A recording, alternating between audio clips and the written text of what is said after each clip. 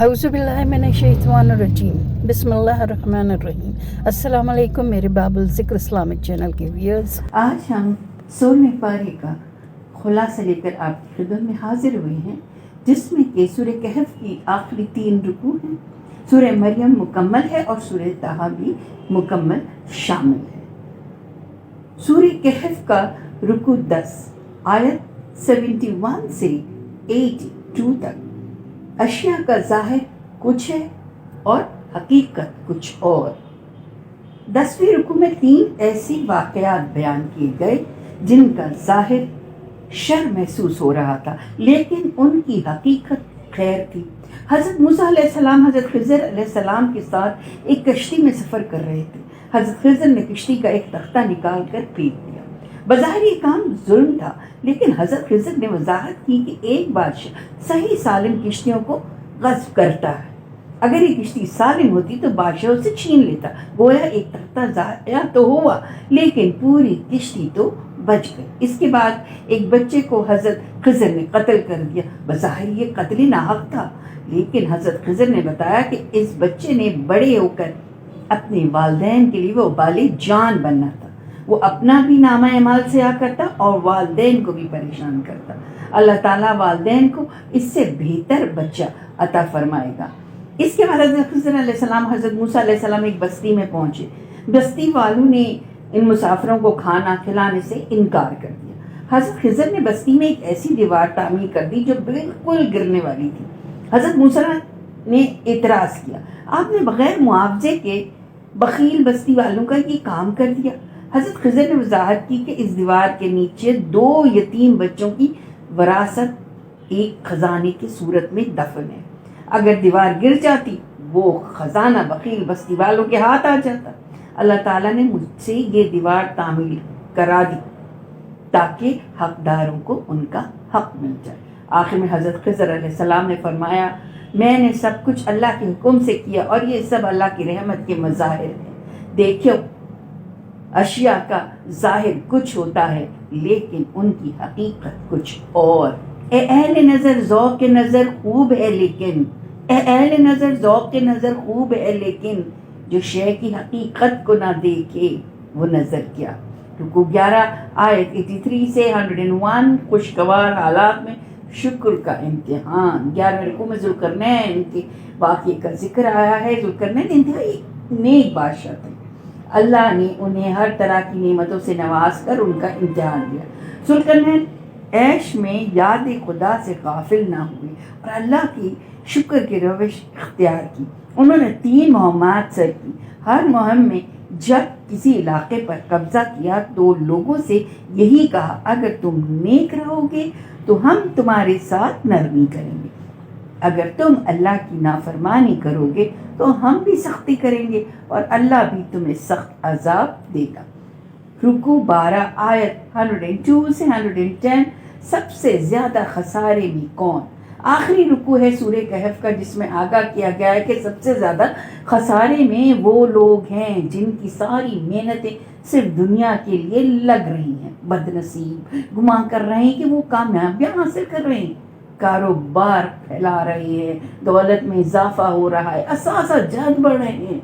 ऐसे लोग उन तमाम आयात का कुफ्र कर रहे हैं जिनमें दुनिया परस्ती की मजम्मत है। ज़मीर को मुतमईन करने के लिए अगर जुज़वी नेकियां करते भी हैं तो उनकी कोई हकीकत नहीं। रोज़े क़यामत ये नेकियां बेवज़न साबित होंगी। अलबत्ता जिन लोगों ने आखिरत को तरजीह दी वो जन्नत में होंगे। जन्नत की नेमतें ऐसी हैं कि कभी भी उनसे जी ना भरेगा। आखिरी आयत में हुक्म दिया गया कि जो अल्लाह के सामने हाज़री की तैयारी करना चाहता है उसे चाहिए कि अच्छे अमाल करे, अल्लाह ही की बंदगी करे, यानी उसकी अताअत करे और सबसे ज़्यादा मोहब्बत उसी से करे। यहाँ पे सूरह कहफ का इख्तिताम होता है और सूरह मरियम का आगाज़। सूरह मरियम में अंबिया इकराम सल्लल्लाहु अलैहि वसल्लम का रूह परवर जिक्र आया है, जो कि रुकू 1 आयत 1 to 15। इंसान अल्लाह से मांग कर कभी महरूम नहीं रहता। पहले रुकू में हज़रत ज़करिया अलैहिस्सलाम की दुआ का जिक्र। उन्होंने अर्ज़ की, ऐ मेरे रब, میں آپ سے مانگ کر کبھی محروم نہیں رہا. میں بوڑھا ہو چکا ہوں اور میری کوئی اولاد نہیں ہے. میرے رشتہ داروں میں سے کوئی ایسا نظر نہیں آتا جو میرے بعد خدمت دین کے مشن کو جاری رکھے. میری بیوی بانجھ ہے. مجھے اپنے پاس سے ایسا بیٹا عطا فرما دے جو دین کی خدمت کرتا رہے. اللہ نے یہ پاکیزہ دعا قبول کی اور موزانہ طور پر انہیں حضرت یحییٰ علیہ السلام جیسا بیٹا عطا کیا. ایسا بیٹا جو بے حد پارسا، والدین سے حسن سلوک کرنے والا، انتہائی نرم مزاج اور سرگرمی سے دین کی خدمت کرنے والا تھا. رکو 2 آیت 16 سے 40 حضرت عیسیٰ علیہ السلام کی موزانہ ولادت. دوسرے رکو میں حضرت عیسیٰ علیہ السلام کی موزانہ ولادت کا ذکر ہے. حضرت مریم کے پاس ایک فرشتہ آیا. انہیں بشارت دی کہ اللہ آپ کو بیٹا عطا کرے گا. انہوں نے پوچھا میرے ہاں بیٹا کیسے پیدا ہوگا جبکہ مجھے تو کسی مرد نے چھوا تک نہیں. جواب دیا کہ اللہ سب کچھ کر سکتا ہے، اسباب اس کے پابند ہے، وہ اسباب کا پابند نہیں. جب حضرت مریم کے ہاں حضرت عیسیٰ علیہ السلام کی ولادت ہوئی تو وہ انتہائی پریشان تھی کہ لوگوں کو کیسے مطمئن کریں گی. ایک بار پھر فرشتے نے آ کر کہا جب لوگ پوچھے تو خاموش رہیے گا اور بچے کی طرف اشارہ کر دیجیے گا. جب وہ بچے کو لے کر اپنی قوم کے پاس آئیں تو قوم ان کی گود میں بچہ دیکھ کر بڑے حیران. ایسے میں حضرت عیسیٰ علیہ السلام اپنی ماں کی گود سے پکار اٹھے، جس کا ترجمہ یوں ہے کہ بے شک میں اللہ کا بندہ ہوں، اس نے مجھے کتاب دی ہے اور نبی بنایا ہے. یہ ہیں حضرت عیسیٰ علیہ السلام اور یہ ہے ان کا مقام عظیم. وہ ہرگز معبود نہیں ہیں بلکہ اللہ کے بندے ہیں. لوگوں نے بلا دلیل اختلاف کیا اور انہیں معبود بنا دیا. اس اختلاف کا نتیجہ قیامت کے دن ظاہر ہو جائے گا. اللہ اس روز ہمیں اہل حق میں شامل فرمائے. آمین ثم آمین. رکو 3 آیت 41 سے 50 حضرت ابراہیم علیہ السلام کی والد کو درد مندانہ اور حکیمانہ تبلیغ کا ذکر کیا ہے. حضرت ابراہیم نے اپنے والد کو بڑے حکیمانہ اسلوب میں دعوت دینے کا ذکر کیا. ان کا انداز نرم دل سوز تھا لیکن موقف سخت تھا. اپنے والد سے کہا اے ابا جان، کیوں عبادت کرتے ہیں ان بتوں کی جو نہ سنتے ہیں نہ دیکھتے ہیں نہ نفع نقصان پہنچانے کے اختیار رکھتے ہیں؟ میری پیروی کیجیے، میں آپ کو اللہ کی توفیق سے سیدھی راہ کی طرف لے جاؤں گا. اگر آپ نے ایسا نہ کیا تو شیطان کے ساتھ ہی قرار پائیں گے اور اس کے ساتھ برے انجام سے دوچار ہو جائیں گے. والد نے غصے میں کہا اے ابراہیم، میرے گھر سے نکل جاؤ ورنہ میں تمہیں سنسار کر دوں گا. حضرت ابراہیم علیہ السلام کہہ کر گھر سے نکل گئے.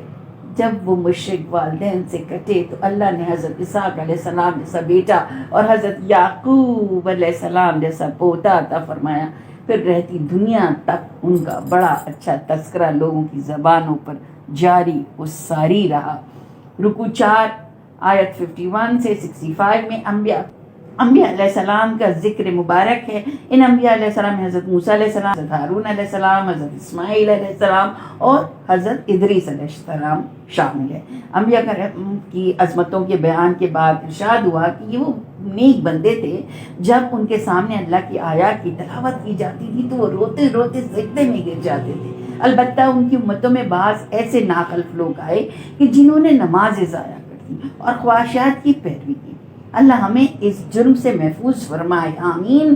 البتہ سچی توبہ کرنے والوں کے لیے بشارت ہے کہ اللہ انہیں معاف فرما دے گا اور جنت کی نعمتوں سے سرفراز فرمائے گا. رکو 5 آیت 66 سے 82 مشرکین کے اعتراض کا جواب.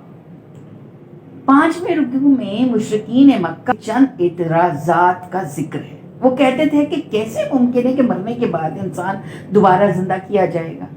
جواب دیا گیا انسان پہلے تھا ہی نہیں، اللہ نے اسے وجود بخشا، وہی اسے دوبارہ بنائے گا. نہ صرف بنائے گا بلکہ اس سے اس کے عمل کے بارے میں باز پرس بھی کرے گا. پھر مجرم کو جہنم میں جھونک دے گا. وہ پوچھتے تھے کہ بتاؤ کس کی محفل کو بڑے بڑے سرداروں کی موجودگی زیادہ بارونق بنا دیتی ہے اور کس کی محفل میں صرف غربا اور فقراء ہی دکھائی دیتے ہیں. जवाबन इरशाद हुआ, माजी में कई कौमों को हलाक किया गया जिनके सरदारों की मेदार उनको अजाब से बचा सके। अहमियत सरदारी और माल की नहीं, अच्छे किरदार की है। इसके बाद उनका दावा नकल हुआ कि जिस तरह हमें इस दुनिया में बहुत कुछ अता किया गया, इसी तरह अगर आखिरत आई तो वहाँ भी अता कर दिया जाएगा। जवाब के तौर पर मुतालबा किया गया कि अपने दावे का सबूत पेश करो। अल्लाह का ज़ाब्ता तो ये है कि जो नेकी करेगा इनाम पाएगा और जो अल्लाह की नाफरमानी करेगा बर्बाद हो जाएगा। रुकू 6 आयत 83 से 98। किसी को अल्लाह की औलाद करार देना बदतरीन शिर्क है और ये आखिरी रुकू है सूरह मरियम का। इस शिर्क की शदीद मजम्मत की गई है जिसमें किसी को अल्लाह की औलाद करार दिया जाता है। इस शिर्क की वजह से मुमकिन है कि गजबनाक अजाब होकर आसमां फट पड़े, जमीन टुकड़े टुकड़े हो जाए, पहाड़ बिखर कर रेजा रेजा हो जाए। ये तो अल्लाह की रहमत है कि उसने हर शय को थामा हुआ है। बिलाशुबा अल्लाह की कोई औलाद नहीं, हर शय अल्लाह की मखलूक है। रोज़ क़यामत हर इंसान या फरिश्ता अल्लाह के सामने उसके बंदे पर पेश होगा। फिर हर इंसान को फर्दन फर्दन अल्लाह की बारगाह में अपने अमाल की जवाबदेही के लिए हाजिर होना होगा। आखिर में खबर दी गई कि अल्लाह ने इसी कुरान को नबी अकरम सल्लल्लाहु अलैहि वसल्लम की ज़बान मुबारक के ज़रिए समझने के लिए आसान कर दिया है। आज सल्लल्लाहु अलैहि वसल्लम को चाहिए कि इसी कुरान के ज़रिए सालिहीन को अच्छे अजर की बशारत दें और हक के दुश्मनों को बुरे अंजाम की वईद सुनाएं। ऐसे बदनसीबों को मौका नहीं मिलता वो दुनिया में दोबारा आकर गुनाहों की तलाफी कर सकें और अपनी आखिरत संवारने के लिए कुछ नेकियां कर सके। यहाँ सूरह मरियम का इख्तिताम होता है और उसके बाद सूरह ताहा का आगाज़, जिसके पहले रुकू में हज़रत मूसा अलैहिस्सलाम की दास्तान हयात है, जो कि आयत 1 to 24 में है कि हज़रत मूसा अलैहिस्सलाम पर ज़हूर नबूवत कैसे सरफराज हुई, इसका जिक्र है। आप अलैहिस्सलाम अपने अहले खाना के साथ मदियन से वापस मिस्र जा रहे थे। दौरान सफ़र उन्हें एक जगह आग नजर आई। जब वो आग के पास पहुंचे तो अल्लाह की तरफ से आवाज़ आई, ए मूसा, मैं तुम्हारा रब हूँ, लिहाजा सिर्फ मेरी ही बंदगी करो, नमाज कायम करो, मेरी याद के लिए आखिरत आने वाली है, इसकी तैयारी से गाफिल ना हो। फिर अल्लाह ने उन्हें कुछ निशानियाँ दी। फरमाया अपना असा फेंको। असा फेंका तो अजदा बन गया। फिर कहा अपने हाथ अपने गिरेबान में डालो। गिरेबान से हाथ बाहर निकाला तो चमक रहा था। फरमाया ये 2 निशानियां हैं, इनके साथ फिरौन के पास जाओ, वो सरकशी पर उतर आया है, उसे सीधे रास्ते की तरफ आने की दावत दो।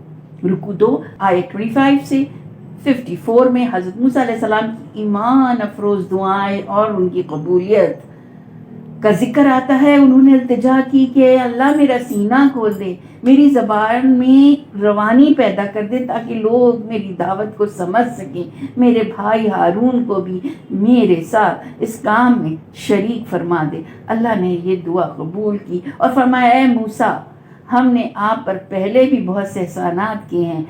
आपको पैदाइश के फ़ौरन बाद फिरौन के जुल्म से बचाया, फिर आपसे एक कत्ल ना हक हो गया था, तब भी आपको फिरौन के इंतकाम से महफूज रखा। अब आप और आपके भाई हारून जाएं फिरौन के पास और उसको बड़े नरम अंदाज से तौहीद की दावत दें। रुकू 3 आयत 55 से 76 फिरौन की सरकशी और जादूगरों की हक परस्ती का जिक्र है, उनकी हठधर्मी और जालिमाना रवश का बयान है। उसने हज़रत मूसा अलैहिस्सलाम के पेश करदा मौज़ात को जादू करार दिया। मौज़ात के मुकाबले के लिए माहिर जादूगरों को जमा किया। जादूगर मुकाबले में हार गए। उन्हें यकीन हो गया हज़रत मूसा अलैहिस्सलाम के पास जो है वो मौज़ात है, जादू नहीं। हज़रत मूसा अलैहिस्सलाम और हज़रत हारून अलैहिस्सलाम की रिसालत और अल्लाह की वहदानियत पर ईमान लिया है। फिरौन ने उन्हें हाथ पाँव काटने और सलीबों पर लटकाने की धमकी दी।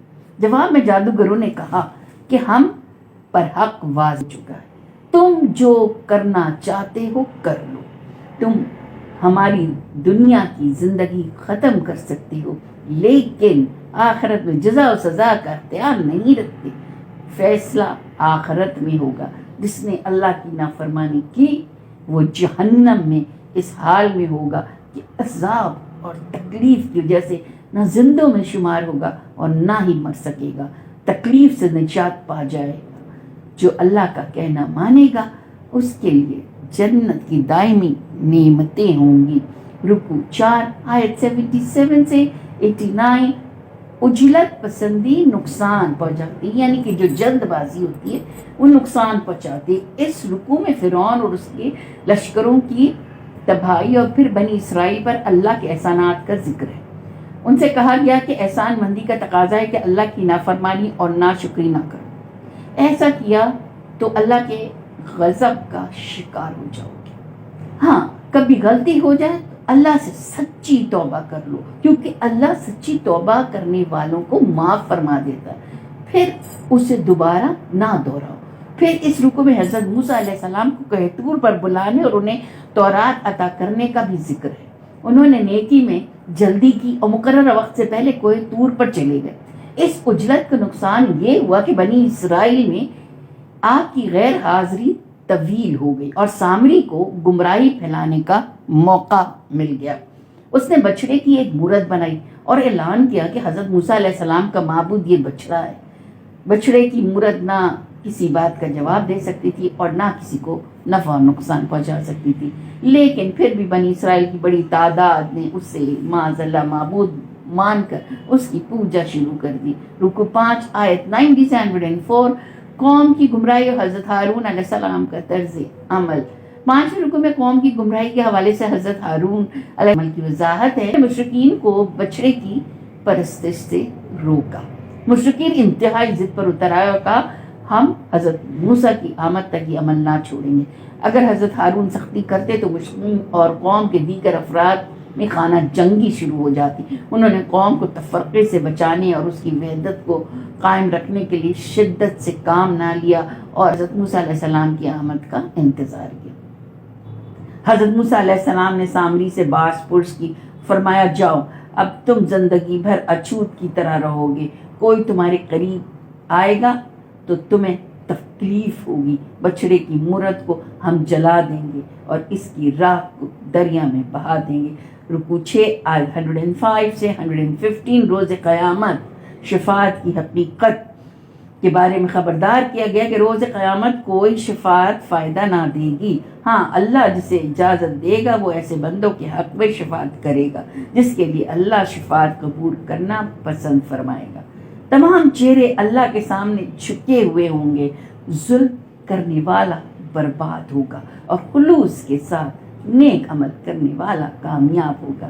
نبی اکرم صلی اللہ علیہ وسلم کو تلقین کی گئی کہ آپ قرآن حکیم یاد کرنے کے لیے جلدی نہ کریں، سکون سے وحی کے نزول کو وصول کریں۔ اللہ آپ صلی اللہ علیہ وسلم کو خود ہی یہ قرآن یاد کرا دے گا۔ البتہ اللہ سے دعا کرتے رہے، رب زدنی علما، اے میرے رب مجھے بڑھا دے علم کے اعتبار سے، آمین۔ رکوع 7 آیت 116 سے 128۔ قرآن سے بے رغبتی کی سزا۔ 7ویں رکوع میں قصہ آدم و ابلیس کا بیان پھر آیا ہے۔ اللہ کے حکم پر تمام فرشتوں نے حضرت آدم کو سجدہ کیا سوائے ابلیس کی۔